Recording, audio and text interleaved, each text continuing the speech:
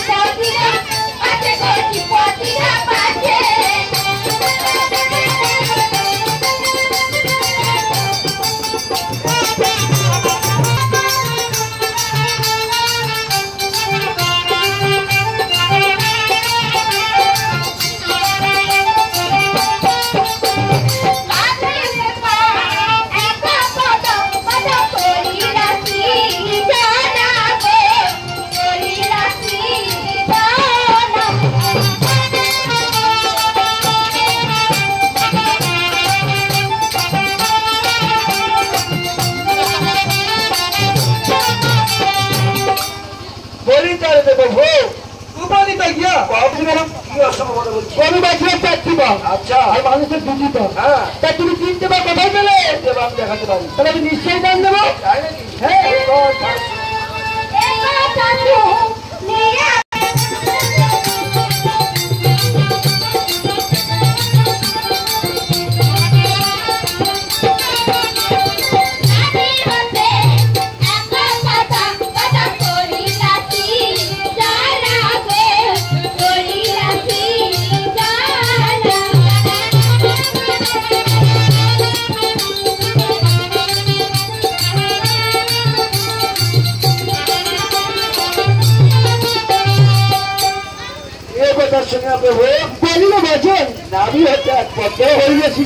একবার আগলো আর একবার মধ্যে আর আপনার মাথায় কোথায় যেতে হবে জানো?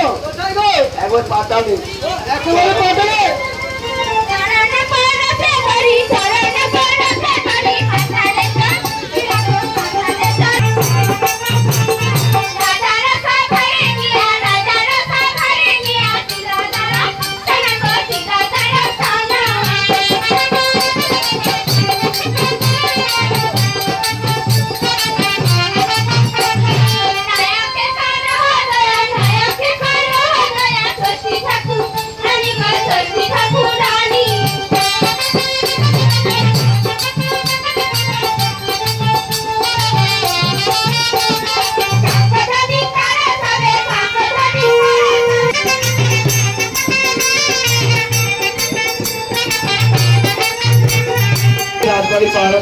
আমার ভাগ্যে পড়েছে। এখন তো দেখছি প্রচুর রাত রয়েছে, একটু বিশ্রাম করা যাক।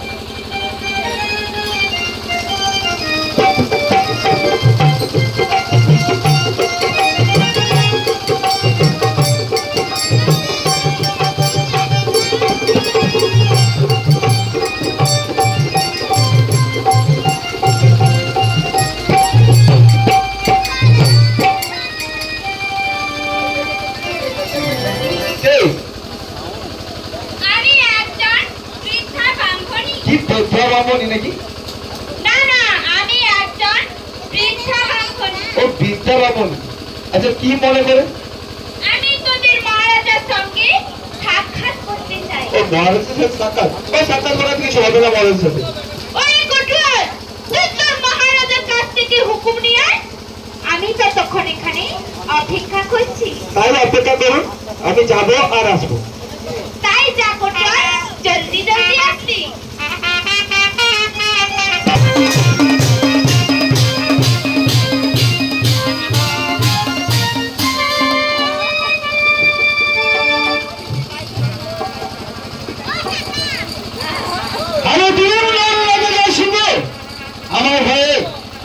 গরুটা এক ঘাটে জল খায়, কিন্তু কিন্তু আমার দুর্ভাগ্যতে আমি আমি কি বিবাহ করলাম, এখনো পর্যন্ত আমার পুত্র সন্তান কিছু হলো না। দেখো তাকে প্রবল বলে বলে আমার মুখ বলে অমঙ্গল, আমি ঘুরার কথা, কি লক্ষ্যের কথা আমি বলে বোঝাতে পারবো না। একটা উপায় খুঁজে দেবো, আমি একটু বিশ্রাম করি গিয়ে।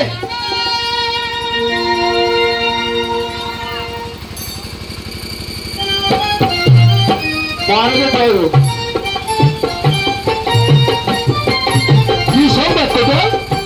আপনার সাথে এক বিদ্যাভবনী সাক্ষাৎ হচ্ছে। একজন বিদ্যাভবনী আমার সাক্ষাৎ প্রার্থী। হ্যাঁ মহারাজ। আমি চাই যাও এই মুহূর্তে তাকে এই রায় দরবারে নিয়ে এসে। তাই যাচ্ছি মহারাজ। তাই যাও।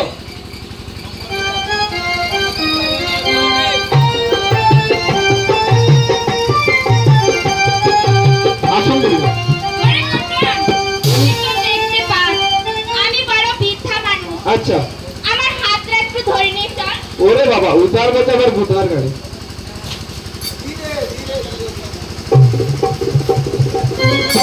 মহারাজ এই যে আপনি রাজা জয়সিংহ? হ্যাঁ, আমার নাম রাজা জয়সিংহ। তা কি কারণে আমার এই রায় দরবারে আগমন? আমি বহু তীর্থ পর্যটন করি তোমার রাজ্যে এসেছি মহারাজ। কি বলে ব্রাহ্মণী, বহু তীর্থ ভ্রমণ করি আমার রাজ্যে এসেছো? বলো ব্রাহ্মণী বলো, কোন কোন তীর্থ থেকে এসেছো? বলো দেখি শুনি।